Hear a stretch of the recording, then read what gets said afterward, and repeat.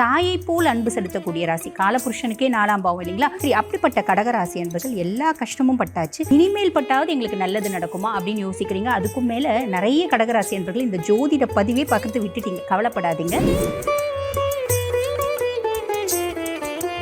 அந்த அன்பை விதைச்சேன், நான் அன்பை தான் அறுவடை பண்ணுவேன்னு அந்த கடகம் நினைக்கிறது அங்கதான் தோத்து போறது. நிறைய அன்பை கொட்டுறது, பட் ஆப்போசிட் சைட்ல அவளுக்கு அன்பு கிடைக்கல. அந்த பிரச்சனை தான் இவளுக்கு திருமண வாழ்க்கையில் எனக்கு திருப்தி இல்லைன்னு பல கடகராசிக்காரா சொல்லுவா. என்ன காரணம்னா, இந்த கடகராசியை பொறுத்தளவுக்கு தன்னை சுற்றி இருக்கிற எல்லாத்தையும் சந்தோஷப்படுத்துவாங்க. நீங்கள் நல்லா இருக்கீங்களா, நீங்கள் நல்லா இருக்கீங்க, நீங்கள் நல்லா எல்லாம் உங்களுக்கு என்ன தேவை, உங்களுக்கு எல்லாத்தையும் கேட்பாங்க. பட் தான் நல்லா இருக்காங்களா அப்படின்னு கேட்டிங்கன்னா அவங்களுக்கு அந்த நிமிஷத்தில் இருக்கிற சந்தோஷம் தானே தவிர மண்டை மேலே ஒரு 10 கல் எடுத்து வச்சா எப்படி இருக்குமோ அந்த மாதிரி இருக்கும். அவங்களால எல்லாத்தையுமே கண்ட்ரோல் பண்ண முடியும், எல்லாத்தையுமே கரெக்டாக பாயிண்ட் பண்ண முடியும், டிசைட் பண்ண முடியும். பட் அதை யூஸ் பண்ண மாட்டாங்க. அதை யூஸ் பண்ணால் மட்டும்தான் இவங்க என்ன சிம்மாசனத்தில் உட்காரணும்னு நினைக்கிறாங்களோ உடனே ஒரு விஷயத்துக்கு மட்டும் போயிடாதீங்க. நான் எல்லா மனுஷங்களுக்கும் புல்லான் பக்தி நேயர்கள் அனைவருக்குமே வணக்கம். இன்று நம்மிடையே 4 சிறப்பு விருந்தினர்கள் கலந்திருக்கிறார்கள்.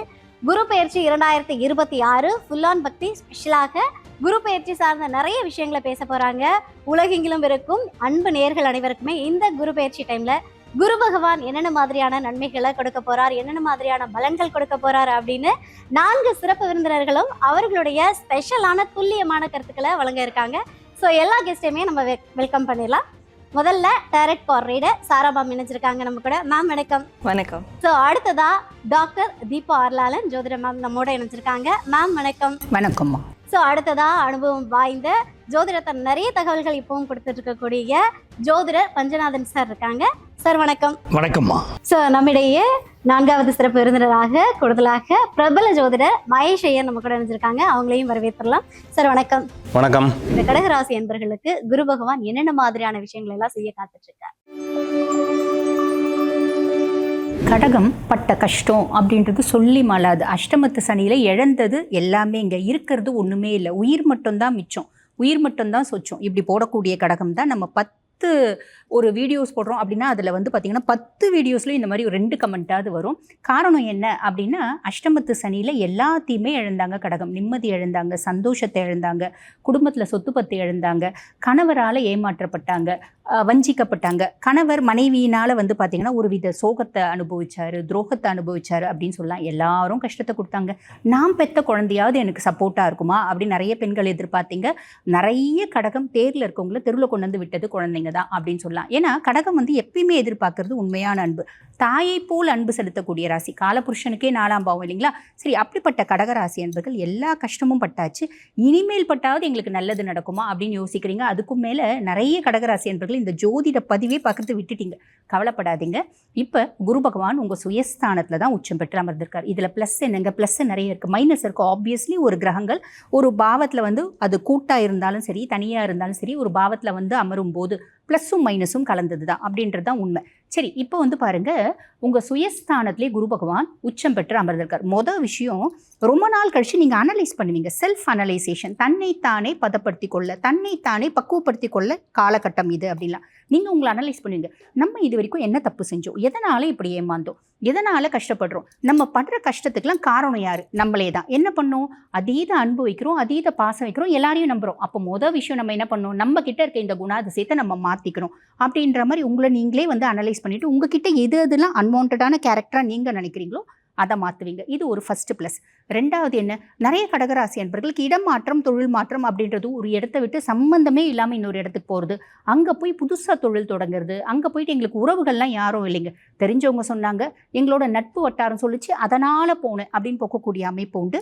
அனலைஸ் பண்ணிவிட்டு செய்யுங்க, நல்லது மட்டும்தான் நடக்கும் அப்படின்லாம். அதுக்கும் மேலே வந்து பாருங்கள், நிறைய கடகராசி என்பர்களுக்கு அவங்களோட கனவு இருக்கும். உதாரணத்துக்கு பெண்கள் எடுத்துக்கிட்டீங்க அப்படின்னு வச்சுக்கோங்களேன், சின்ன வயசில் நான் எக்ஸலண்ட் டான்ஸருங்க, பக்காவாக கதக் டான்ஸ் ஆடுவேன். திருமணமான பின்னாடி எங்கள் கணவருக்கு பிடிக்கல, கணவரோட வீட்டுக்கு பிடிக்கல, அதனால் நான் அதை விட்டுட்டேன். குழந்தை பெற்ற பின்னாடி என்னால் வந்து பார்த்திங்கன்னா குழந்தையும் பார்த்துட்டு என்னுடைய நாட்டியத்துலேயும் நான் வந்து பார்த்திங்கன்னா கான்சென்ட்ரேட் பண்ண முடியல, அதனால் விட்டுட்டேன். அப்படிப்பட்ட கடகராசி என்பர்கள் கூட இந்த காலகட்டம் உங்களுடைய கனவுகளுக்கு நீங்கள் சிறகுகள் கொடுக்கக்கூடிய காலகட்டம், உங்களோட பேஷனை வந்து பார்த்திங்கன்னா நீங்கள் ப்ரொஃபஷனாக ஆக்கக்கூடிய காலகட்டம். இதெல்லாம் எப்படி இருக்குது இருக்குது அப்படின்னா தாராளமாக செய்யலாமா, தாராளமாக செய்யலாம், தப்பே இல்லை. எதுலங்க கவனமாக இருக்கணும்? ஃபஸ்ட்டு விஷயம் வந்து பாருங்கள், சேர்க்கையில் கொஞ்சம் கவனம் அப்படின்றது வச்சுக்கோங்க. அதே மாதிரி நான் முதலே சொல்லிட்டேன், இடமாற்றம் தொழில் மாற்றம் வரும்போது கொஞ்சம் அனலைஸ் பண்ணிவிட்டு போங்க. சேர்க்கையில் கவனம் அப்படின்னு வேணும். சேர்க்கையிலங்க எப்படிங்க கவனம் வைக்க முடியும்? யார் நல்லவங்க யார் கெட்டவங்கன்னு எப்படி தெரியும்? எனக்கு கூட தெரியாது, என்னால் அனலைஸ் பண்ண முடியாது. அப்போ மற்றவங்களுக்கு எப்படி அட்வைஸ் பண்ண முடியும்? ரொம்ப சிம்பிள், எல்லார் கூடயும் பழகுங்க. உங்களுடைய ரகசியங்களை பகிராதீங்க. நீங்கள் என்ன பண்ண போகிறீங்க, நீங்கள் என்ன பிளான் பண்ண போகிறீங்க, அந்த விஷயத்த மற்றவங்களுக்கு சொல்கிறது அப்படின்றது வேணால் செஞ்சு முடிச்சுட்டு சொல்லுங்கள், செய்யறதுக்கு முன்னாடி சொல்லாதீங்க. நிறைய கடகத்துக்கு காதலில் பல ஃபெயிலியர்ஸை சந்தித்தேன். இந்த காலகட்டம் காதல் வந்து பாருங்கள் சக்ஸஸ் ஆகக்கூடிய காலகட்டம். எனக்கு பேசிக் எஜுகேஷன் யூஜியே வந்து பாருங்கள் 3 முறை நான் எழுதிட்டேன். எனக்கு பெருசாக வந்து பார்த்திங்கன்னா இந்த ப்ரொஃபஷனல் கோர்சஸ் கிடைக்கவே இல்லைங்க. இந்த காலகட்டம் சக்ஸஸ் ஆகும். பூர்வீகம் சார்ந்து சொத்து பத்து வரும். குழந்தைக்கு ரொம்ப நாளாக ட்ரை பண்ணிட்டு இருக்கேங்க, இப்போ கிடைக்கிறதுக்கான பிராப்தம். நிறைய கடகத்துக்கு திருமண பிராப்தம் அப்படின்றது கூடி வரும். ஹையர் எஜுகேஷன் படிக்கிறதுக்கான பிராப்தம், வெளிநாடு போய் ஹையர் எஜுகேஷன் படிக்கிறதுக்கான பிராப்தம், இப்படி நிறைய நல்ல விஷயம் நடக்குதாங்க போகுது. ஆக நான் சொன்ன சின்ன சின்ன விஷயங்களில் கொஞ்சம் கவனமாக இருக்கீங்க அப்படின்னா மட்டும் போதுமானது. இந்த காலகட்டம் எக்ஸலண்ட்டாக இருக்கும். சார் கடகராசி சார், கடகராசி அன்பர்களுக்கு குரு பகவான் குரு பயிற்சி டைம்ல என்னென்ன மாதிரியான நன்மைகளையும் பலன்களையும் கொடுக்க காத்துட்டு இருக்கார்? பிறர் மீது பாசம் வைக்கக்கூடிய ராசி. மனுஷ வாழ்க்கையில் எது முக்கியம் அப்படின்னா அன்புதான் முக்கியம் அப்படின்னு பரிபூர்ணமாக நம்பக்கூடிய ராசி கடகராசி. அந்த அன்பை விதைச்சேன், நான் அன்பை தான் அறுவடை பண்ணுவேன்னு அந்த கடகம் நினைக்கிறது, அங்கே தான் தோற்று போகிறது. நிறைய அன்பை கொட்டுறது, பட் ஆப்போசிட் சைடில் அவளுக்கு அன்பு கிடைக்கல. அந்த பிரச்சனை தான் இவளுக்கு திருமண வாழ்க்கையில் எனக்கு திருப்தி இல்லைன்னு பல கடகராசிக்காரா சொல்லுவா. என்ன காரணம்னா, நான் எதிர்பார்த்த அன்பை என்னுடைய வீட்டுக்காரர் எனக்கு கொடுக்கல அப்படின்னு அவளுக்கு இருக்குது. அதே மாதிரி இந்த கடகராசிக்காரர்களுக்கு என்ன கேட்டால், பலருக்கு வந்து இந்த முதல் திருமணம் பாதிக்கப்பட்டிருக்கும் பாருங்க, இந்த அன்பு இல்லைன்னு சொல்லிட்டு அவளுக்கெல்லாம் இப்போ 2வது கல்யாணம் கூடி வரக்கூடிய யோகம் இருக்குது. அதே மாதிரி கல்யாணம்லாம் ஆயிடுச்சு சார், குழந்தை பாக்கியத்துக்கு வழியை கேட்டால் கல்யாணத்தை பற்றியே பேசிகிட்டு இருக்கள் அப்படின்னா, குழந்தை பாக்கியத்துக்கு காத்திருக்கிறவாளுக்கு குழந்தை பாக்கியம் சம்மந்தமான நல்ல செய்திகள் வரும். சில பேருக்கு ஹையர் எஜுகேஷனுக்காக காத்துட்டுருக்கா. +2 முடிஞ்சாச்சு, ஹையர் எஜுகேஷன், நான் என்ன எஜுகேஷன் எடுத்தால் எனக்கு நல்லா இருக்கும் அப்படின்னா, இப்போ நீங்கள் எடுக்க போகிற எஜுகேஷன் வாழ்க்கையை உயர்த்தும். நல்ல அமைப்புகள் உங்களுக்கு நல்ல யூனிவர்சிட்டியில் சீட் கிடைக்கும். அதே மாதிரி ஆஃபீஸில் முக்கியமான பொறுப்புகள் எல்லாம் இப்போ கொடுப்பா. கிடைக்கிற ஆப்பர்ச்சுனிட்டியை பயன்படுத்திக்கிறோம். பெரிய அளவுக்கு லைஃப்பில் முன்னேற்றம் இருக்கும். அப்பாவுடைய ஹெல்த்தில் சிலருக்கு ப்ராப்ளம் இருந்துட்டு இருக்கும், அதெல்லாம் இப்போ நிவர்த்தி ஆகும். வெளிநாட்டில் இருப்பா. சிலருக்கு வந்து படித்து முடிச்சுட்டு எனக்கு விசா எக்ஸ்டெண்ட் ஆகுமான்னு இல்லை சார், நான் வேலைக்கு போகணும்னு நினைக்கிறேன், எனக்கு முடியலைங்கிற வாழ்க்கை இப்போ விசா கிடைக்கும். அந்த யோகமெல்லாம் கூடி வரும்.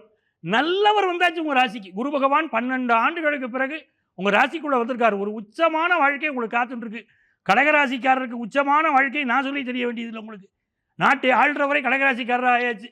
குரு பகவான் வந்து உட்காந்துட்டார் ராசியில். அப்போ நன்மைகள் நடக்கிறது. நல்ல நேரம் கடகராசிக்கு தொடங்கியாச்சு. இனி பொற்காலம் தான் உங்களுக்கு. ஓகே, அதாவது வந்து கடகராசிக்கு மட்டும் பொற்காலம் இல்லை, தமிழக மக்களுக்கே பொற்காலம் அப்படின்னு சிம்பாலிக்கா ரொம்ப அழகா சொல்லி முடிச்சிட்டீங்க சார். இப்போ கடகராசினியர்களுக்கு குரு பகவான் என்னென்ன மாதிரியான நன்மைகளை செய்வார்? இப்போ இவங்க தீபா மேடம் ஒரு விஷயத்தை ரொம்ப அழகாக சொன்னாங்க.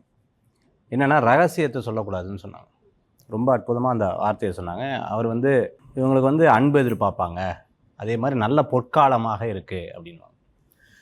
நல்லா புரிஞ்சுக்கோங்க, கடகராசியை பொறுத்தளவுக்கு எப்படி அவங்களுடைய குணாதிசயங்கள் அமையும் அப்படின்னா, முதல்ல ஒரு மனிதனுக்கு பீஸ் தேவை, நிம்மதி தேவை. நீங்கள் எதுக்கு படிக்கிறீங்க? படித்து நல்ல வேலைக்கு போகணும். அந்த வேலையில் உங்களுக்கு என்ன தேவை? நிம்மதி தேவை. கல்யாணம் எதுக்கு பண்ணுறோம்? நிம்மதி. நிம்மதிக்கு கல்யாணம் பண்ணுறோம், நிம்மதிக்கு தான் கல்யாணம் பண்ணுறோம். இல்லை, அப்படி பதில் வரும்ன்ற. அடுத்தது குழந்தைகள். நிம்மதியாக இருக்கு அப்படின்னு கேட்கக்கூடாது. எல்லாமே நிம்மதிக்காக மனிதன் வாழ்ந்து கொண்டு இருக்கிறார். பட் எல்லாத்துக்குமாக ஓடி அவங்க என்ன பண்ணுறாங்க? தேய்ந்து கொண்டு இருக்கிறார். ஸோ இந்த கடகராசியை பொறுத்தளவுக்கு தன்னை சுற்றி இருக்கிற எல்லாத்தையும் சந்தோஷப்படுத்துவாங்க. நீங்கள் நல்லா இருக்கீங்களா, நீங்கள் நல்லா இருக்கீங்க, நீங்கள் நல்லா எல்லாம் உங்களுக்கு என்ன தேவை, உங்களுக்கு எல்லாத்துக்கும் கேட்பாங்க. பட் தான் நல்லா இருக்காங்களா அப்படின்னு கேட்டிங்கன்னா, அவங்களுக்கு அந்த நிமிஷத்தில் இருக்கிற சந்தோஷம் தானே தவிர, மண்டை மேலே ஒரு 10 கல் எடுத்து வச்சா எப்படி இருக்குமோ அந்த மாதிரி இருக்கும். இந்த உச்சகுரு அந்த மாதிரி பண்ணும். அது என்ன பண்ணும் அப்படின்னா, தன்னை முன்னிறுத்தி எல்லா விஷயத்தையும் பண்ணணும். என்னால் முடியல, ஆனாலும் இந்த காரியத்தை நான் செஞ்சு தான் ஆகணும். என்னால் முடியல, ஆனாலும் இந்த காரியத்தை நான் ஜெயிச்சு தான் ஆகணும் அப்படிங்கிற ஒரு எண்ணங்கள் இவர்கள்ட்ட இருந்துட்டு இருக்கும். பண விஷயம் வரும். அந்த பணத்தை வச்சு என்ன பண்ணுவீங்க? தூக்கம் வரல. சுற்றி இருக்கக்கூடிய நபர்கள் பின் வேலை செய்வாங்க. கண்டே பிடிக்க முடியாது உங்களால். சுற்றி இருக்கிற இப்போ சிங்கம் என்ன பண்ணும்? கடிக்கும், கொதரும். புலி கடிக்கும், கொதரும். பாம்பு கொத்தும். அதுக்கப்புறம் நாய் கடிக்கும். ஒவ்வொரு மிருகத்துக்கு ஒவ்வொரு குணாதிசயங்கள் இருக்குது. மனிதன் என்ன பண்ணுவான் சொல்லுங்கள் பார்க்கலாம். ஒருத்தனை கவுக்கணும்னா என்ன பண்ணுவான்னே தெரியாது. கூட இருந்தே கவுத்துருவான். ஒவ்வொரு மிருகத்துக்கும் ஒவ்வொரு விஷயத்துக்கும் ஒவ்வொருத்தருக்கும் ஒவ்வொரு கேரக்டர் இருக்குல்ல, மனிதன் என்ன பண்ணுவானே தெரியாது, கூட இருந்தே கவுத்துறக்கூடிய வாய்ப்புகள் உண்டு. இதெல்லாம் கடகராசி அன்பர்கள் இப்போதைக்கு ரொம்ப கவனமாக இருக்க வேண்டும். பட் எல்லாமே இருக்கா, வெளியிலேருந்து பார்க்கும்போது ஓ பிரமாதம், உங்களுக்கு என்ன, எனக்கு தாங்க தெரியும், அந்த மாதிரி இருக்கக்கூடிய ஒரு தன்மைகள் கடகராசி அன்பர்களுக்கு உண்டு. ஆனால் ரகசியங்களை பகிர்ந்து கொள்ளும் பொழுது, இப்போ யாராவது இருக்காங்க ரொம்ப ரகசியம் பேசணும், பக்கத்துலேயே உட்காந்து பேசிடக்கூடாது, கொஞ்சம் போய் தள்ளி பேசணும். இல்லைன்னா ரகசியமாக போய் கடைசியில் நமக்கே ரகசியமாக வருது. ஸோ இந்த மாதிரி வர்றதுக்கு உண்டான வாய்ப்புகள் கடகராசி அன்பர்களுக்கு ஏற்படுத்தி கொடுக்கும். கடகத்தின் மூலமாக மற்றவர்களுக்கு திருப்தி இருக்கும், கடகத்துக்கு திருப்தி கொஞ்சம் குறைவாக இருக்கும். கூட இருக்கிறவங்க கிட்ட கவனமாக இருக்கக்கூடிய காலகட்டம் இந்த காலகட்டம் அப்படிங்கிறது தெரியும். Okay sir, super. அதாவது எந்த விஷயங்கள் ரெண்டு பிரபல ஜோதிடர்களுமே நிறைய நல்ல விஷயங்கள் நடக்கும் அப்படின்னு சொன்னாங்க. பட் ரகசியங்களை ரொம்ப சேஃபாக வச்சுக்கணும், கவனமாக இருக்கணும்னு ஒரு விஷயத்த சொல்லியிருக்கீங்க. Super sir. Sara ma'am, tarot card மூலமா குரு பகவான் என்னென்ன மாதிரியான விஷயங்களை சொல்ல காத்திருக்கார்? ஸோ குரு பகவான் கடகராசி இவங்களுக்கு தரக்கூடிய மெசேஜ் என்ன பார்க்கலாம். இவங்களுக்கு வந்திருக்கக்கூடிய கார்ட்ஸ் பார்க்கலாம். குரு பகவான் இவங்களுக்கு தரக்கூடிய மெசேஜ், இவங்களே ஒரு குரு மாதிரி தான். அவங்களுக்கு அவ்வளோ கெப்பாசிட்டி இருக்குது, மைண்ட் கெப்பாசிட்டி இருக்குது, இன்டெலெக்சுவல் மைண்ட் செட்டாக இருப்பாங்க. அவங்களால எல்லாத்தையுமே கண்ட்ரோல் பண்ண முடியும், எல்லாத்தையுமே கரெக்டாக பாயிண்ட் பண்ண முடியும், டிசைட் பண்ண முடியும். பட் அதை யூஸ் பண்ண மாட்டாங்க. அதை யூஸ் பண்ணால் மட்டும்தான் இவங்க என்ன சிம்மாசனத்தில் உட்காரணும்னு நினைக்கிறாங்களோ, உடனே ஒரு விஷயத்துக்கு மட்டும் போயிடாதீங்க. நான் எல்லா மனுஷங்களுக்கும் எல்லா மனிதர்களுக்கும் அவங்க சின்ன அளவிலான பெரிய அளவிலான எல்லா அச்சீவ்மெண்ட்டும் அது ஒரு அரியணை தான். அந்த அரியணையில் உட்கார முடியும். அதற்கு அவங்களுக்குன்னு ஒரு சுய புத்தி இருக்கும் இல்லையா, அதை யூட்டிலைஸ் பண்ணணும். அதை குரு பகவான் இவங்களுக்கு தராரு. அதே மாதிரி நாணயத்துக்கு 2 பக்கம், அந்த 2 முகத்தை இவங்க காட்டணும். அவங்களுடைய இன்னொரு முகத்தையும் காட்டும் போது மட்டும்தான் அவங்களால வரக்கூடிய பிரச்சனைகளை சமாளிக்க முடியும். நான் ரொம்ப நல்லவங்க, நான் ரொம்ப சாஃப்ட் நேச்சர், இதை மட்டும் காமிச்சா பிரச்சனை ஓய்வுக்கே வராது. எனக்குள்ளே ஒரு வல்லவன் இருக்கான், அது கெட்டவனை நீ பார்த்துறாத, அதை காமிச்சே ஆகணும். அதுதான், அது எங்கே காட்டணும், எவ்வளோ ரேஷியோவில் காட்டணும், இதெல்லாம் அவங்களுடைய மைண்டில் இருக்குது. அது யார் சொல்லியும் வரக்கூடாது, அவங்களுக்கே தெரியணும். ஸோ இந்த மாதிரியான விஷயங்கள் பண்ணணும். இன்னொன்று, கடுமையாக உழைக்கணும். உழைப்புன்றது உடனே உழைக்கிறவங்களாம் பெரிய ஆள் ஆகிட முடியாது. ஸ்மார்ட் ஒர்க்கும் ஒரு உழைப்பு தான். ஸோ உழைப்பு ப்ளஸ் ஸ்மார்ட் ஒர்க் அண்ட் உடலை பார்த்துக்கணும். இந்த 3மே கரெக்டாக யாருக்கு இருக்கோ அவங்களால பெரிய சாதனைகளை பண்ண முடியும். இன்றைக்கி பெரிய சாதனைகள் பண்ணவங்களும் இந்த 3 விஷயத்தை கரெக்டாக மெயின்டைன் பண்ணவங்க தான். இதையும் பண்ணால் இவங்க என்ன அரியணையில் ஏறணும்னு நினைக்கிறாங்களோ குரு பகவான் அழகாக தூக்கி லிஃப்ட் பண்ணி உட்கார வச்சிருவாரு அப்படின்ற ஒரு மெசேஜ் தான் கொடுக்குறாரு.